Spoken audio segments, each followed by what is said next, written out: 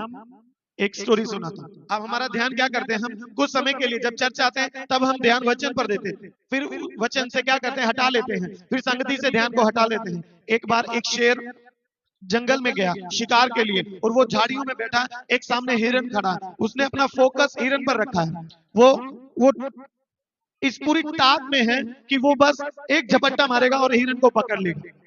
वो क्या कर रहा है, अपना फोकस हिरन के ऊपर रखकर बैठा है कि मैं अब क्या करूंगा, इसको खाऊंगा, इससे अपना पेट भरूंगा। तो इतने में क्या होता है कि वो बैठा तो उसके सामने से एक बकरी निकलती है। तो वो क्या करता, हिरन से अपनी नजर हटा लेता और बकरी के पीछे भागता है। और जब वो बकरी के पीछे भागता है तो उधर से हिरन उस चीज को देखकर वो भाग जाती है और इधर से बकरी भाग जाती है। जब वो बकरी के पीछे भाग रहा होता है तो इतने में उसके सामने से खरगोश निकलता है। अब वो बकरी को छोड़ देता है और खरगोश के पीछे भागता है। और जब खरगोश के पीछे भागता है तो वो बहुत तेज खरगोश भागकर अपने बिल में, और वो बहुत देर तक इंतजार करता है कि अब खरगोश बाहर आए, अब बाहर आए, अब बाहर आए। नथिंग।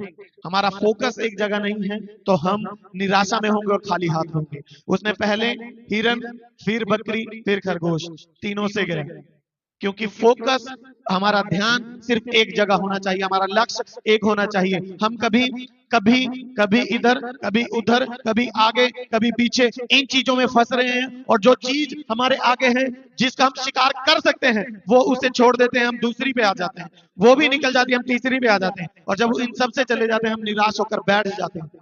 हम अब इंतजार में हैं, अब कोई और शिकार सामने आए। हमें ऐसा है, हमारा ध्यान, हमारा फोकस हमारे खुदा के वचन पर नहीं है, हमारा ध्यान उसकी संगति में नहीं, उसकी सेवा में नहीं है, हमारा ध्यान हमारी अभिलाषाओं पर है। हम कुछ समय ध्यान उसकी संगति की ओर, उसके वचन की ओर देते हैं, झट से हटा लेते हैं, फिर अपना ध्यान कहीं और लगा लेते हैं। कुछ समय अपना ध्यान हम उधर देते हैं, फिर झट से हटा लेते हैं, कहीं और लगा लेते हैं। हमें हालेलुया। तो याद रखिए, यदि आपका फोकस परमेश्वर के वचन पर नहीं तो आपके निराशा हाथ लगेगी और कुछ नहीं। हालेलुया।